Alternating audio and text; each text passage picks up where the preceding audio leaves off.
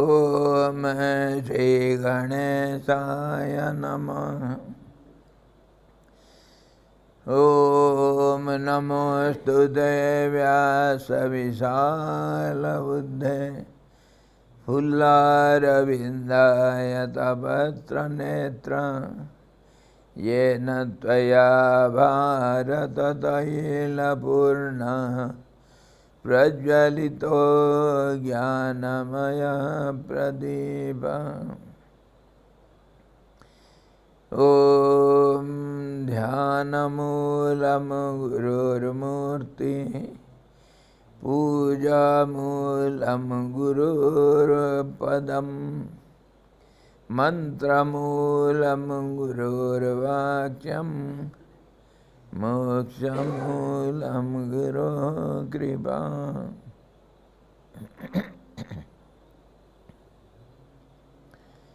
ओम कृष्णाय वासुदेवाय देवकी नंदनाय च नन्दगोपकुमाराय गोविन्दाय नमो नमः। मूकं करोति वाचालं पंगुं लंघयते गिरिं यत्कृपातमहं वन्दे परमानन्दमाधवम्। सद्गुरु भगवान की जय, सच्चिदानंद भगवान की जय, कृष्ण भगवान की जय।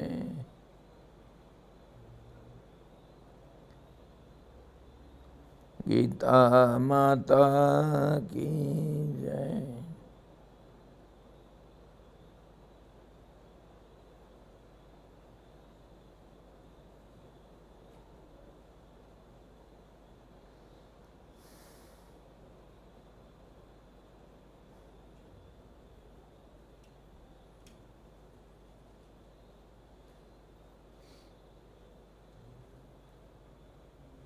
Hari Om.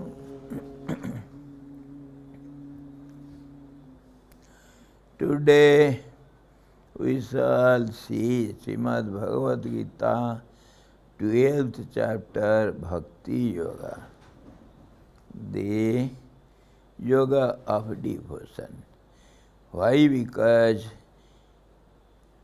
in the last chapter, which is Vishwarupa Darshana Yoga, Lord Krishna said in the end, Arjuna, only through one-pointed devotion one can achieve me, can come to me and be one with me. That is the way to come to me. Devotion is the only way. And no other way is there by treading which one can reach me. And here, if we say, so he himself has told so many times, Samattam yoga uchyate. Yogi is dear to me and he is greater than any other persons. Somewhere he says, the Jnani is dear to me. He is greater than any other devotee. And sometimes he says, Karma yoga visishyate. Karma yogi, one who always does everything for me. His life is a worship to me. He is my dearest one. So what should we accept and what is right? Whether karma yogi or jnani or Raja yogi or devotee, who is greater? If you have such doubts, your doubts are baseless. You have to understand, your doubts are baseless. Why? Coming to me means it is the end of all your struggle, all your efforts, whatever you do, that ends in me. I am the highest achievement. So, how many times we have discussed, all the roads lead to Rome. And all the roads from foothills, maybe hundreds, different, each different from other. But finally there is only the peak. So which is better, which is lesser? There is no question of better or lesser, no question. All the paths come to me only. So sometimes you see, when the sports competition is going on, World Cup, world athletes have been assembled, so many items. Yes. One comes first in running race, other comes first in javelin throw, other comes first in high jump. So all are best. The giver of the prize, he will praise everyone. He is a very ideal sportsman. He has secured first. He is gold medal he has achieved. So everybody is praiseworthy, isn't it? Somebody plays so nice in cricket, people admire him, best player. And who comes first in football? Football also is as popular as the cricket. So the best footballer, Maradona, who doesn't know his name? He has left football since long, but everybody knows Maradona. What a player he was. In this way. Oh, Jubbi,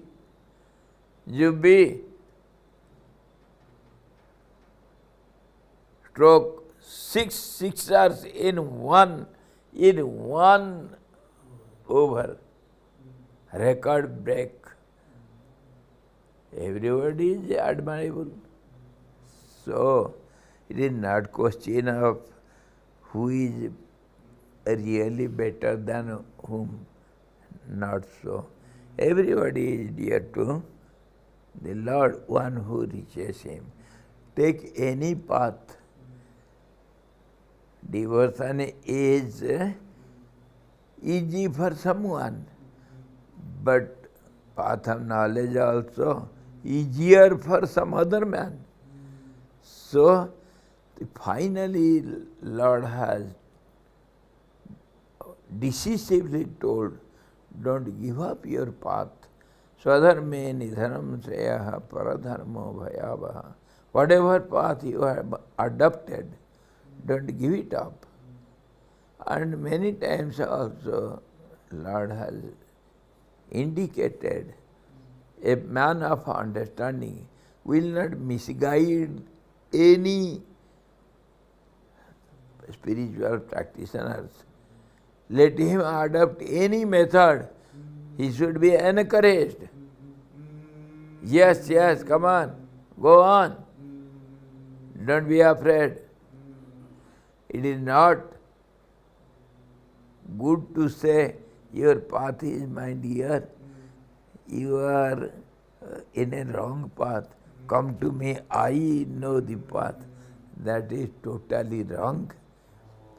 Such guidance is never advisable. Let anybody adopt any path. He should be encouraged, because any path you adopt, you will reach the peak. From any corner, from any direction of the hill, whether it is rocky, whether it is round up, zigzag, or whether it is straight and of course lengthy, means good drivable road, but it is very lengthy. At last you will reach the peak. So why to discourage anyone? He will go on and find the solutions if he meets some difficulties in the way. Once I asked some driver in Delhi, I cannot forget it. Whole life I have made a, card out of it and put it in my mind. I asked a driver, my dear, I come so many times to Delhi. I remain here for months.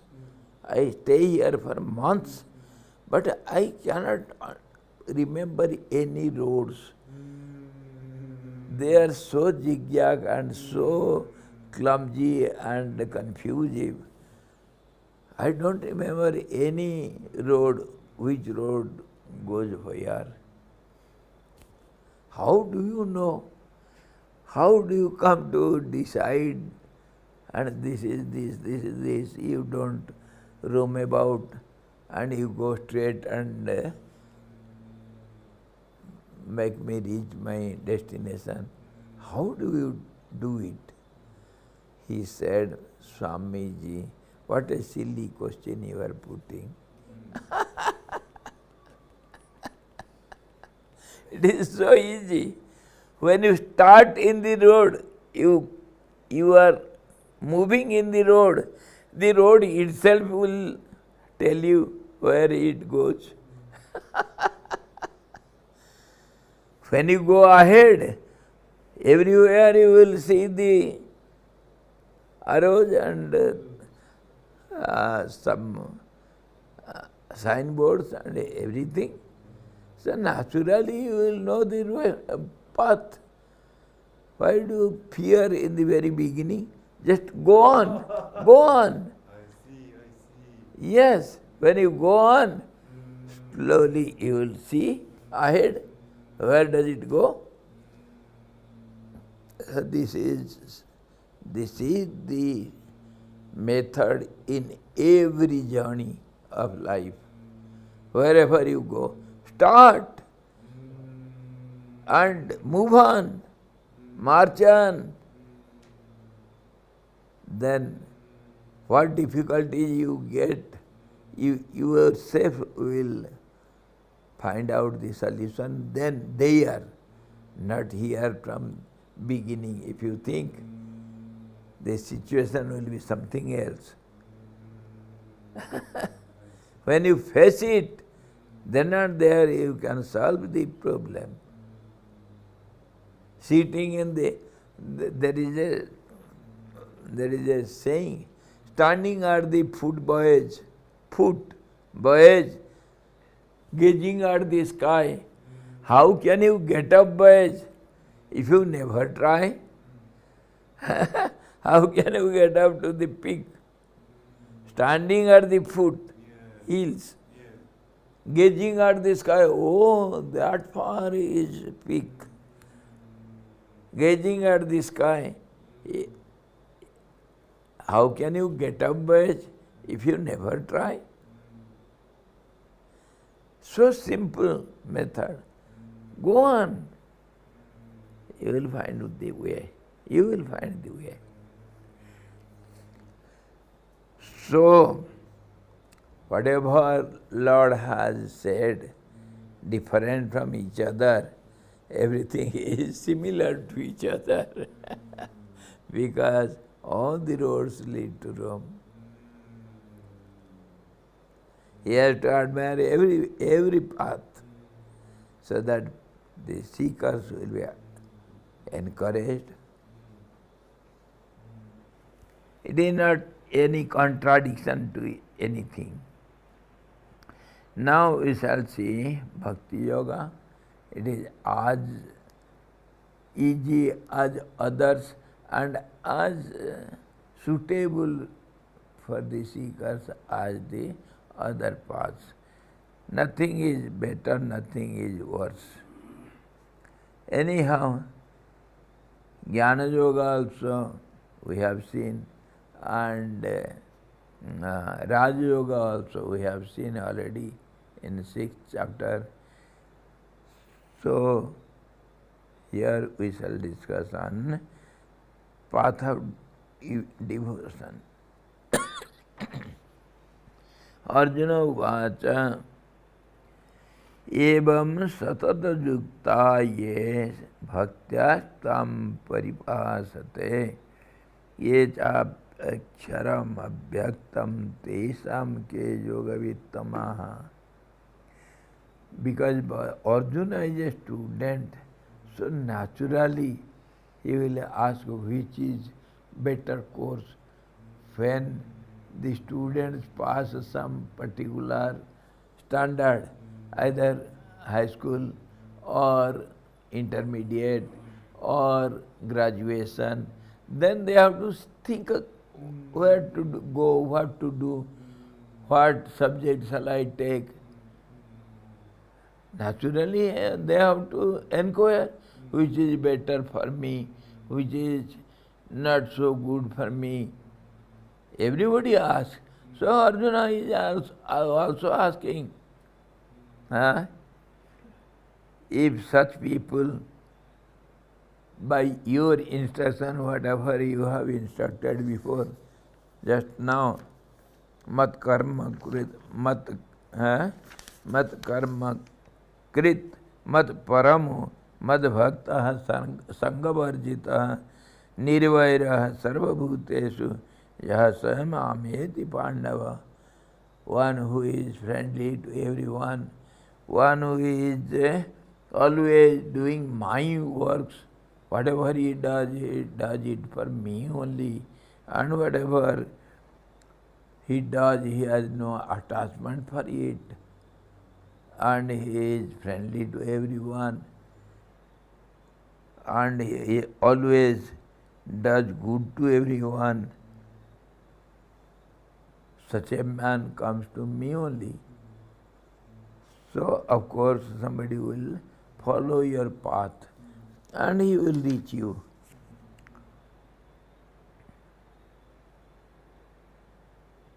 But others, they don't do all these. They only meditate on you. They do nothing. They do nothing. Just as our Mataji asked in the evening session,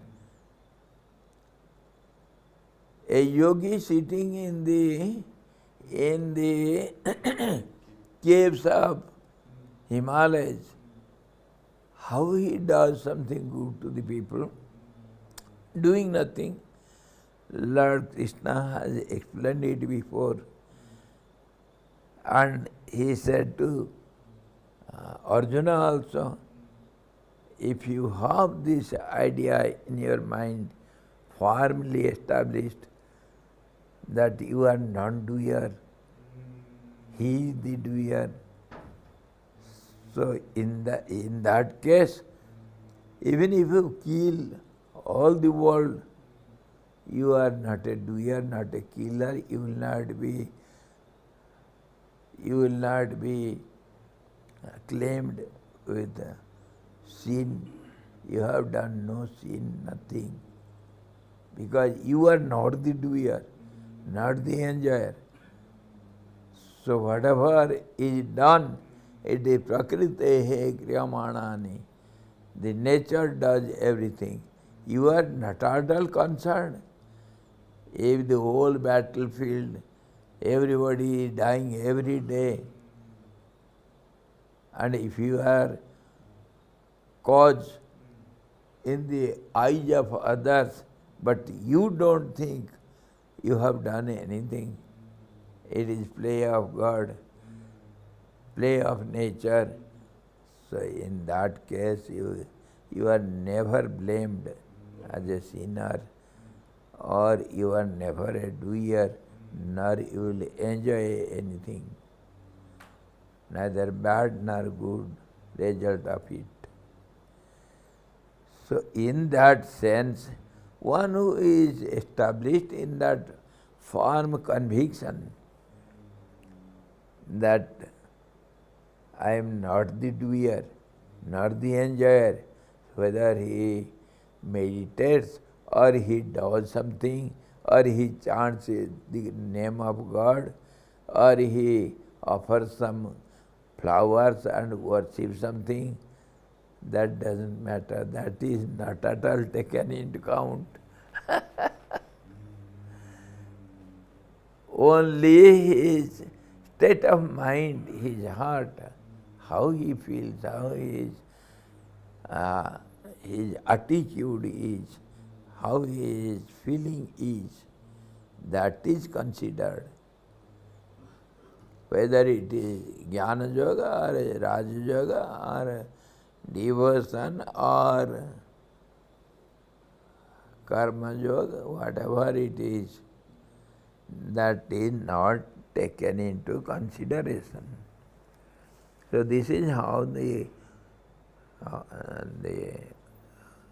devotee Arjuna asks, those devotees who ever steadfast thus worship thee, and those also who worship the imperishable and the unmanifested, which of them are better versed in yoga? Who is better yogi? Are you able to find the difference? Difference is making. One who worships the ultimate truth only means abstract form, abstract. One who meditates on abstract, no name, no form, the absolute without names and forms, without any qualities. They meditate on that, and others, they are ever engaged in serving and loving and sharing with all the names and forms. He is always concerned with every being. He is a well-wisher to all the beings with names and forms. So who is better? Better yogi? Of course, God will say the devotee is better because he has just now given the methods how one will come to me. Just now he has said, you must do everything for me. You must think of every being in a loving manner and serving everyone and not having enmity towards any being. That means you are in the relative world. Lord understands you. You are in the body form. You think you are Arjuna with a name and a form. So, from relative point of view, you have to deal with the relative world and get rid of and go beyond it. That is the path. And one who is already established in that nameless, formless, absolute, all-pervading truth, naturally that is imperishable and ever existing, eternal, continuous. So he is always established in it. Both are same, but as per your situation, where from you are starting, what is your starting point?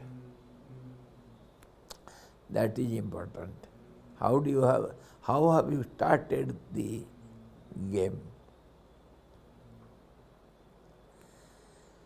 So Arjuna is asking, those devotees who ever steadfast, thus worship thee, as you have told before, those also who worship the imperishable and the unmanifested, no name, no form, unmanifested, that means there is no name, no form, no being, he is not under the relativity, unknown, unseen, but yet one can meditate on that. Why? Because the God has given the categories of different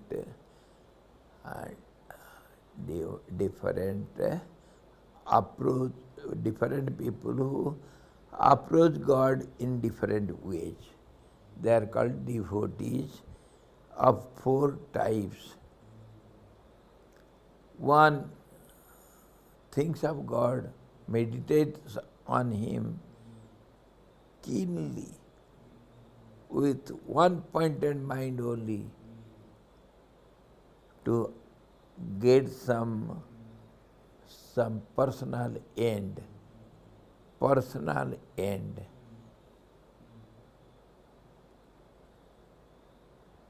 Artharthi. He wants something, some relative, some object. Without that, he cannot remain quiet. Say, some person has no progeny, no children. He is ever thinking of a child. And he always thinks of God. Some God is deity.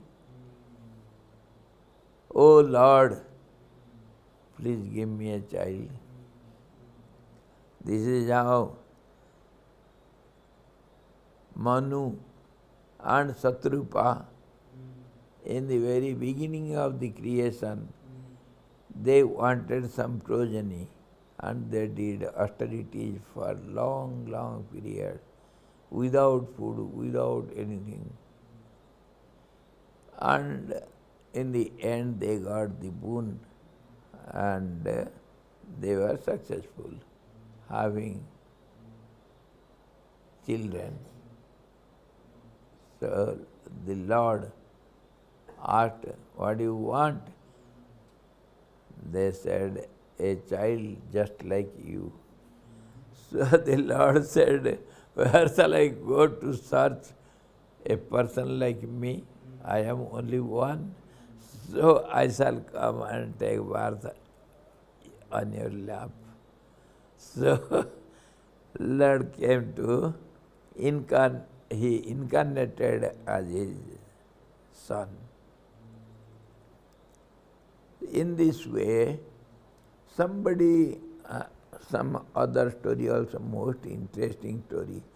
You know the story of Markandeya Rishi, the Markandeya, the son of Mrikand Rishi, who is now considered as the eternal being. Since long he has not, he is always there in body. He is immortal being. What happened, just for the story's sake, as the story goes, Mrikand Rishi, some ascetic, he had no progenies. He was very much worried. I want a child. So he went and did severe austerities, and his deity was Lord Shiva. Always he was worshipping Lord Shiva, and he was always praying day and night with one-pointed devotion. Oh Lord, I want a child, please, somehow or other, give me a child. But he was not fated to have a child.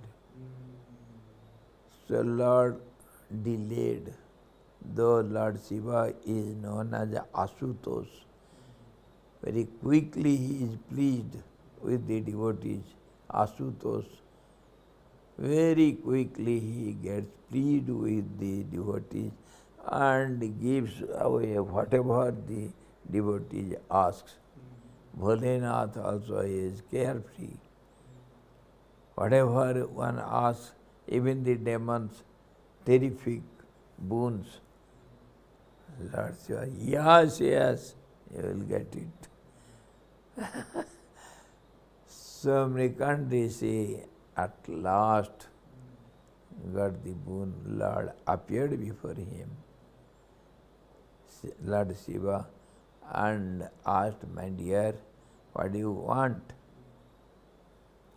I want a child. What to do? You are not fated to have a child, but yet you have done so much now. So as a result, I shall give you a child. But you have to choose. There are two types of children. One will be full of all the good qualities, knowledge of Vedas and everything, full of knowledge, full of good qualities, devotion to parents, to the God, everything. And he will have only 12 years lifespan, 12 years.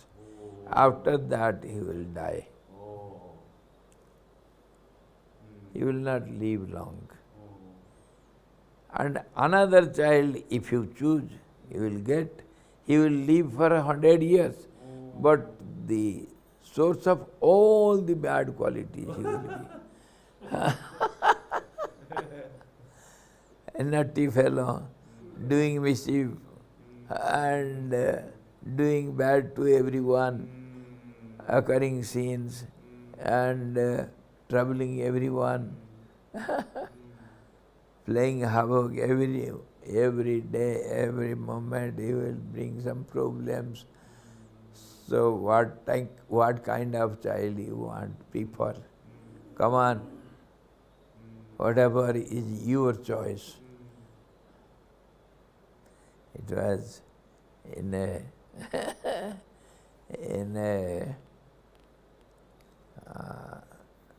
you have to consider. Whatever you ask, I shall grant it. Either of the two. So, Mnikant thought it is good to have one full moon night. It will wipe out all the darkness, even if it is for one night. But what can thousands of stars do? I like that good child.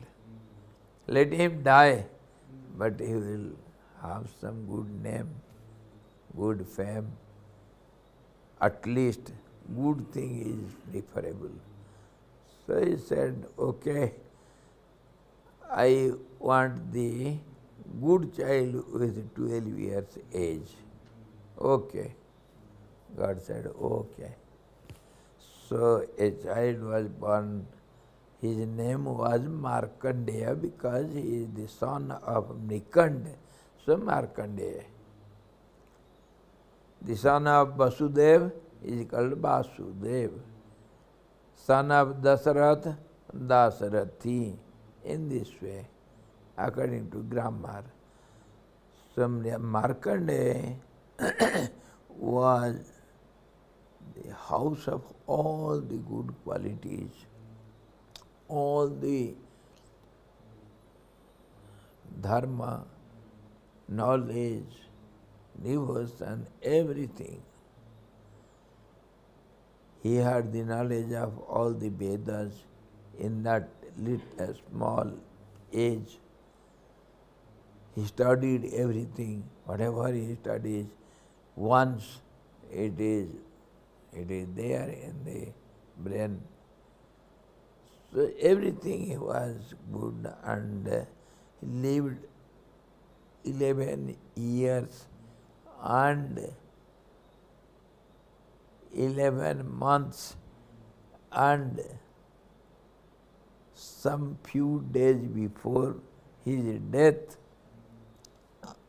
Father called him near and he said, my dear child, I will reveal a truth to you. After few days, you are going to give up this body, you are going to die.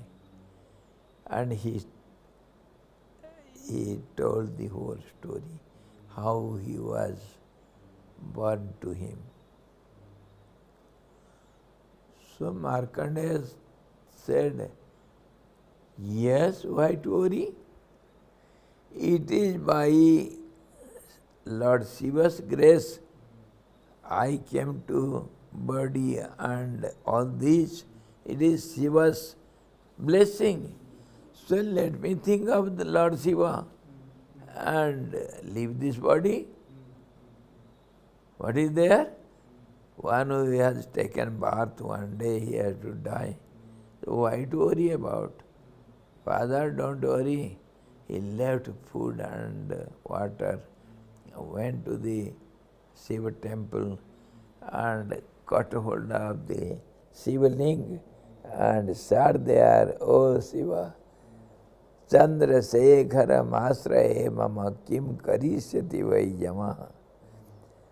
I take refuge under Lord Shiva with moon in the headlocks. What can time do to me? Lord Shiva is beyond time. I take refuge under him. What can time, death god do to me? He sat there without any food or water, and all the 24 hours he was meditating on Shiva with moon in the crystal moon on the head. Chandra Sekhara Masraya Mama. I think of Chandrasekhar, what can death do to me? Went on praying and meditating on Lord Shiva. So the time came and the messengers of death god came and they were ready to take the life of Markandeya. But the watchmen, the Ganas of Lord Shiva, they were around the temple. They didn't allow them. Oh, fools, where are you trying to enter? It is Lord Shiva's premises. Here time cannot reach. Get out. They narrated the situation. We have come because of the Lord of Shiva, and time God has sent us. We have to do our duties. No, there is no duty, there is nothing here. We don't hear anything. No, nobody can enter here. Get out. Go and tell your sender. They went back. They reported it to the time god, death god. We call it Yama, the controller, the ultimate controller. Yama means controller. So the head of the nature, the ultimate aspect of nature which controls the whole universe. It has to do its duty.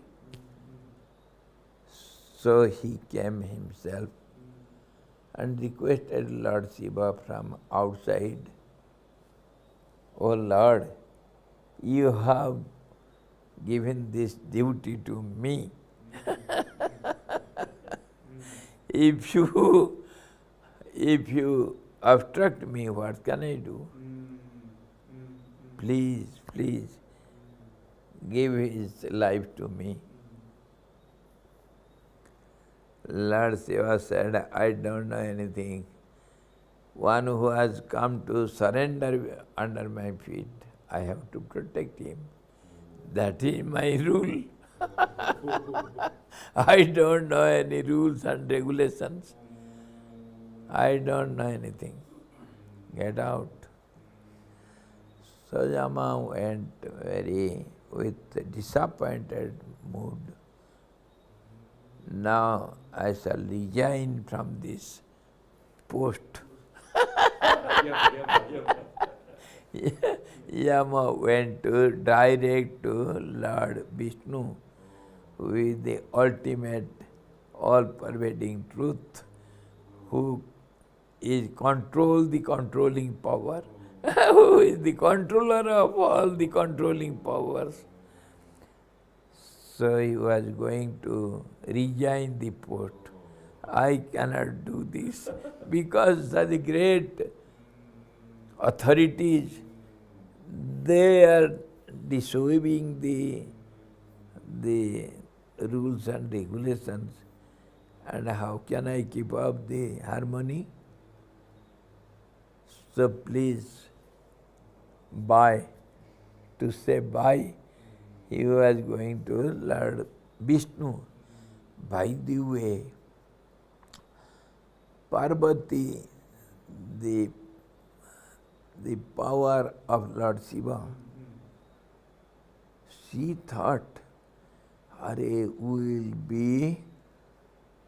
be disregarded, nobody will call us God. Lord Shiva is a carefree person, he doesn't know anything, so I must do something.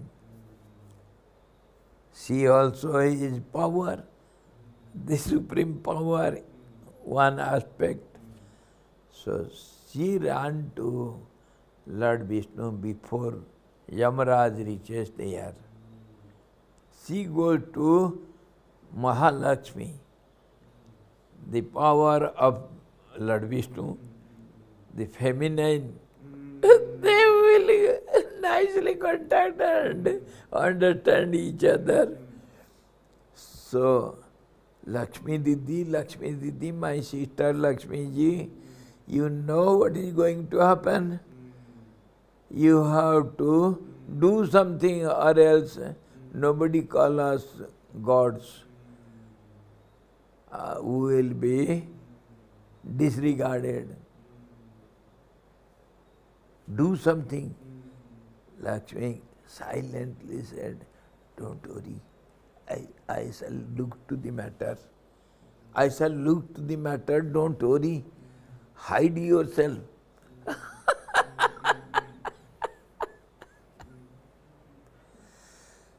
So she goes to Lord Vishnu. Lord Vishnu is resting all the time. She goes and she whispers at the ear of Lord Vishnu, such thing is going to happen. Be aware, do something, so that our prestige will be there, or else nobody will say, nobody will worship us as gods. Be careful.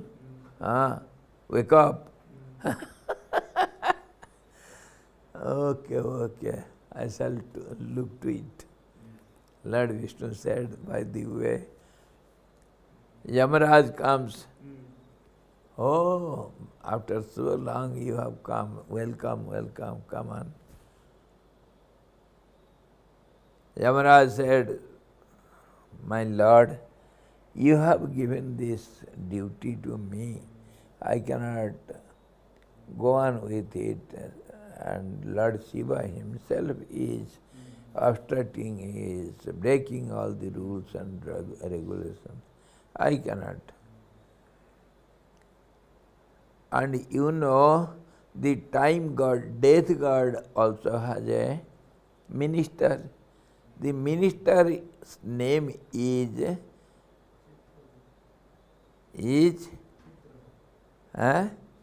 Chitragupta. The name Chitragupta. Literal meaning of the name is one who is hidden in a strange way everywhere in everybody's heart. So nothing can be hidden to him. It is your subconscious mind, Chitta. That is the timer, and that is the recorder, that is everything. Nobody can hide anything to your subconscious mind. Whatever you do, all the records are there. Can you deny what you do hidingly yourself? Can you deny yourself? You know it. That means all the impressions, all the memories are stored in your subconscious mind, and that is the collective subconscious mind is called as Chitragupta, just as the collective controlling power is called time god, so also Chitragupta. All the records are there. So, Lord Vishnu asked, my dear Chitragupta, what is matter? Where is his file? Come on, Swami. Are you not going? Are you not doing some wrong? How can Lord Shiva go against rules and regulations? I have a doubt. I want to see the file. Come on, bring it. Chitragupta brought the file. Yes, my Lord, this is the file of Markandeya. All the records are there. See, Lord Vishnu took it and he asked, Lakshmi ji, where is my spectacle? I cannot see it properly. Bring my spec. Oh, yes. Yet it is not visible. Where is my lens? Because nobody can see him. He is sleeping there and others are sitting away. Yes.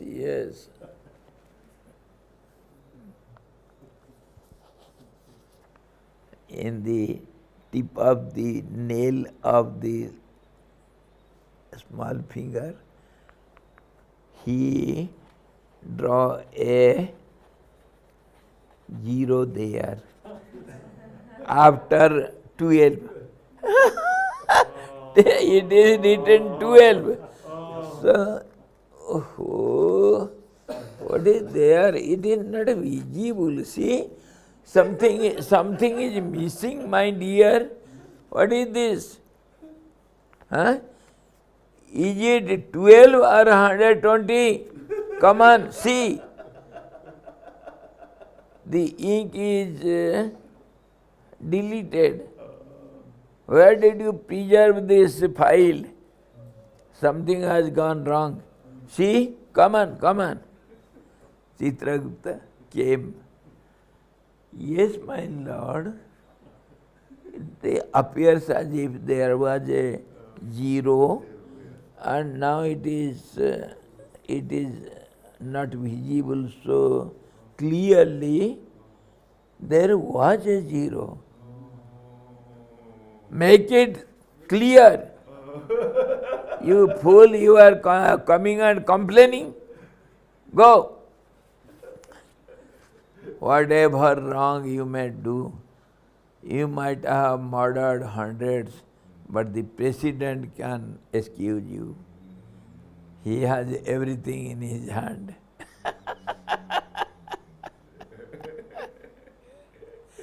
So they went with shameful head. Will not do such wrong things hereafter. Oh Lord, please excuse us. It is 120. So it made 120. And then when this was reported to Markandeya, he was overwhelmed with joy. Oh, I shall do nothing but pray Lord Shiva continuously. I have no other work. He went on meditating on Lord Shiva ever forever, and he has not met any death till now. It went on enhancing. So, morning you asked, isn't it? Daytime. We have a lifespan. Is it alterable or it is fixed? Yes. It is hard to alter, but it can be. Anything is possible in Maya. Maya yam sarva sambhava. Everything is possible in Maya, means which is not there. I gave the example, you can search for the boy which is absent. Where to search? Anywhere you can go and search. In vain. You will not find the boy. But you have to search. Go on searching.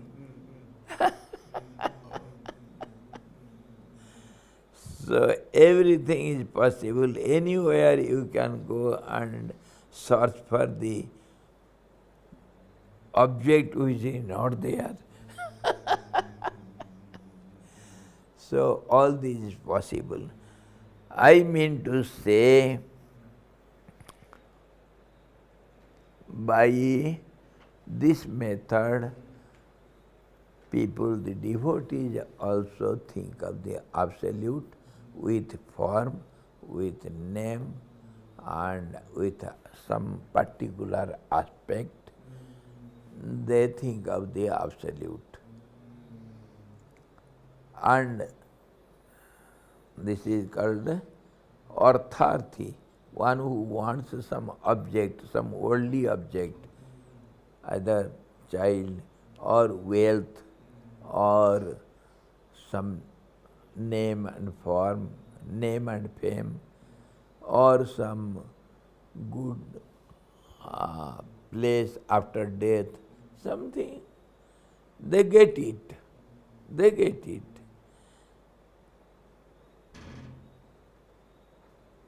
Arth, one who is in the utmost difficult time of life, that means is going to die. So life is dear to everyone. At that time, a few can think of Lord. They think of Lord and they pray Lord fervently, and they think of Lord only in the end of their last moment. So Lord comes to his risk, just as Markandeya had it afterwards. So, Artharthi, and many other examples are there. Artha, who is utmost distressed in the last 11th moment of the life. No other support, no other way left for him. Draupadi also, we have seen the story. So in that case also Lord comes to your risk. They are also called devotees. They think of Lord. And the seekers, those who want to know how is God, where is God, what is God, where does He live, what does He eat, what does He do, all these queries, to answer His queries, they think of the Lord. Oh Lord, how are you? Where are you? In what way I shall worship you? Just like Arjuna, he asked in the beginning. We don't know anything. Oh Lord, we don't know how to worship you. We don't know the mantras and methods of worshipping, and nothing we know. We are ignorant fellows. Oh Lord, please tell us what to do. So Lord comes in some way or other to their life, and the Lord gives them way out. They are also the devotees of the Lord. The inquirers. And last is Jnani, one who knows and he thinks only, oh Lord. That's all. He has no need. He has no query. He has no nothing. He needs nothing. And only he thinks of the Lord, nothing else. He is called Jnani. All these four types are dear to me, my dear Arjuna. All are dear to me. They are my devotees. So in this way, nobody is better than the other or worse than the other. But yet, as per the devotion goes, now Lord Himself has explained everything. Who can come to me, whose life is given to me. Whatever he does, it is only for me. whatever he thinks, whatever he does, it is only for me, and everything will be favorable for everyone, nothing against anyone, friendly to everyone, and always doing good to the others, think good for the others. In this way, all the qualities he has given before. So Arjuna is asking, who is the better one who worships you without any name and form as the absolute truth, or one who worships you with name and form and with all the relative aspects? Who is better? We shall see tomorrow. The question should be understood first, then answer becomes easier. What is the question? Arjuna asked, which of them are better versed in yoga, which is better yogi? He didn't ask which is dearer to you. No. Which is called better yogi? Which path is better? Tomorrow we shall see further. Of course, this question again we shall see vividly, clearly, what is the difference between two. He is asking which is better of the two. So what are the two aspects? That we should be clear. Thank you. Hari Om Purnamadaha Purnamidam Purnat Purnamudachyate Purnasya Purnamadaya Purnameva Vasishyate. Om Shanti Shanti Shanti. Sadguru Bhagavan ki jai. Satchidananda Bhagavan ki jai. Krishna Bhagavan ki jai. Gita Mata ki jai.